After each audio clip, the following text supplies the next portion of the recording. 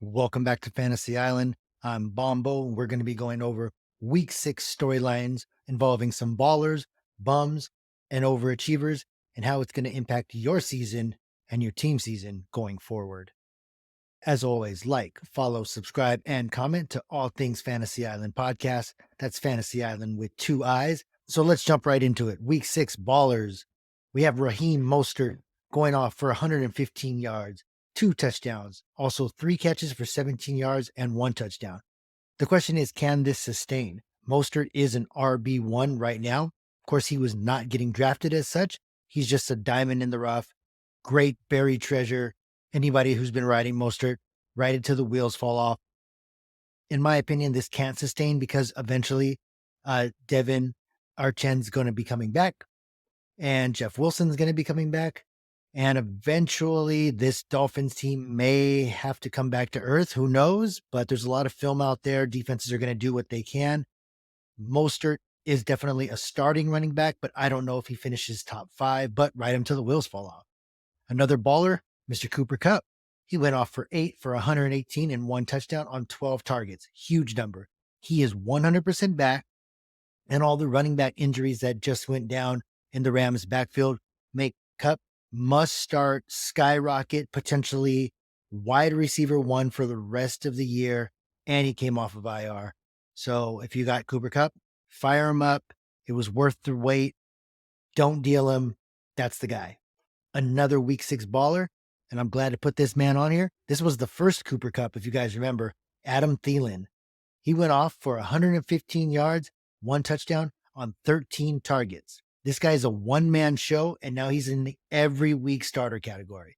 In fact, the only Panthers players that you should be rostering for your fantasy squad, him and Chuba Hubbard, period.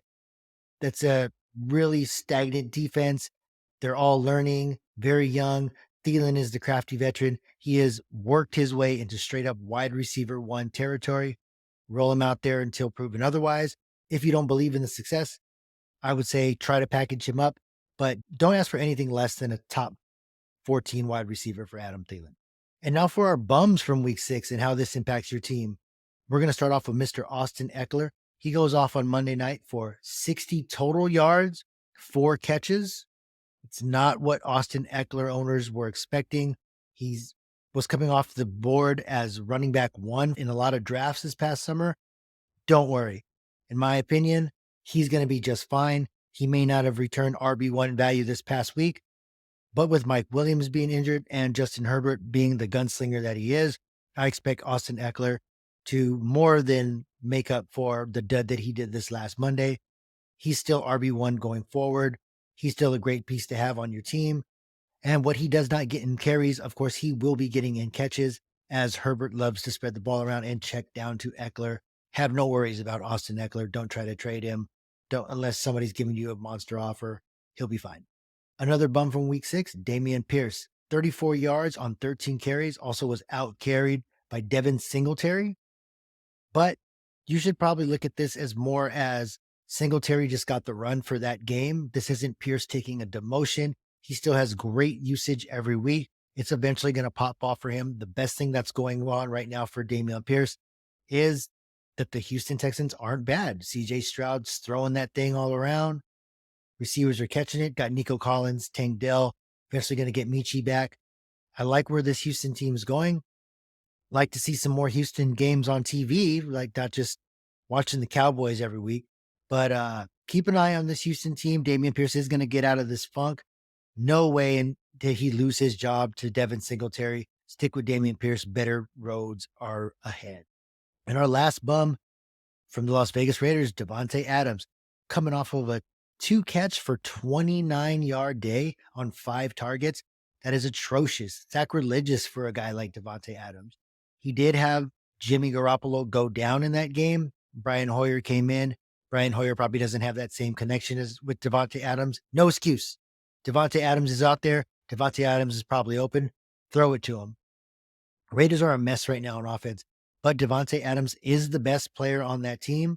He is the best player on the offense for sure, and he'll eventually get better usage once other players start to ball. So as a Vegas fan and as a Devontae Adams manager, what you want to hope for is that Josh Jacobs and the run games get going, that Michael Mayer gets more involved, and that Jacoby Myers stays more involved. The more and more that you can't double and triple Devontae Adams, the more it's going to open up for him. They just have a lot of question marks at quarterback, but Devontae Adams is what we like to call on the island QB proof. Just throw it to him. Now we're going to go over some week 6 overachievers. Week 6, we saw Garrett Wilson. Yeah, that's right. Garrett Wilson.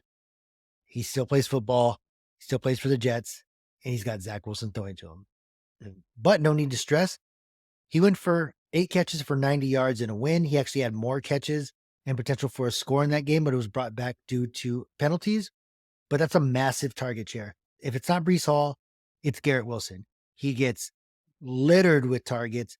Zach Wilson's only looking to Garrett Wilson. Eventually, the touchdowns will come. This cannot sustain. This cannot be like an old Julio Jones type thing where all he's doing is catching passes and none of them are in the end zone. Eventually, they're going to get to it. Even with this type of usage that we're getting with no touchdowns, he's still a firm wide receiver too. Be it a low end wide receiver too, he is still a wide receiver too. Any upgrade with the QB play coming out of the bye, whether they make an emphasis to run more plays for him in the end zone or free him up so that there's just more scoring opportunities, it's going to get him back into that area where not exactly where you drafted him from, but not that far off. I know it's a big drop off from Aaron Rodgers to Zach Wilson, but once we get some touchdowns sprinkled in on what a typical Garrett Wilson day is, you'll start to be happy that you have him on your roster. Another overachiever from week 6 is Ramondre Stevenson from the Patriots. 70 total yards, 1 touchdown, 5 catches. Ramondre has 2 top 20 finishes, but he's also put up 3 duds this year. Pat's offense needs a change. Plus, Zeke is getting more run in relief of Ramondre, sometimes both of them on the field at the same time, week over week. I'm not sold on Ramondre. If you are a savvy owner and he just went off for you right this past week, might be best to try to deal him out there, see what you can get, maybe package him up with somebody and going to give him to a team that really needs some running back help. I just don't think he's going to be putting up a top 20 performance every week. The Patriots are atrocious. They're not doing what they can to feed this man. And really, even if they did, just stack the box, make Mac Jones beat you. The only thing that could possibly help him is a full overhaul of this offense. A name to keep in mind, Mr. Malik Cunningham. If they go with Malik Cunningham at QB for the Pats, it changes the whole dynamic of the offense, and we are possibly looking at a resurgence. But until that happens, Ramondre Stevenson is somebody you should be actively trying to shop or just staying away from. And our last overachiever from week 6, Dak Prescott from them boys. He had 272 in the air with 1 touchdown and 40 yards on the ground with another touchdown. Week 7 is the Cowboys bye week. And I think during the bye week, we're going to see Dak and that offense really take a look at themselves and realize how much they're underachieving. And if Dak is the gamer and if Dak is the future of that franchise, he's going to look at it and he's going to get himself back into fantasy starter territory. The bye will be used to get Cooks and Lamb way more involved. To me, they need to be targeted way more. Dak needs to get his confidence back. I don't know what it is, but everyone's looking at the Cowboys with these high expectations, and rightfully so. They do have the weapons on offense. Dak's supposed to be that guy.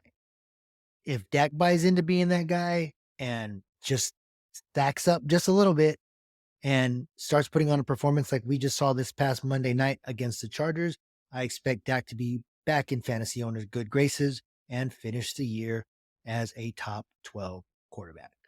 Those are our week 6 fantasy ballers, bums, and overachievers, and some interesting storylines that are going to carry you for the rest of your season. Do with this info as you will. Remember, we want to make sure that you are the champion of your league at the end of the year. And in order to do that, you got to like, follow, and subscribe to the content that Fantasy Island is putting out. So, on behalf of Sweet Tea, Mr. R.W. King, I'm Bombo, and we are out.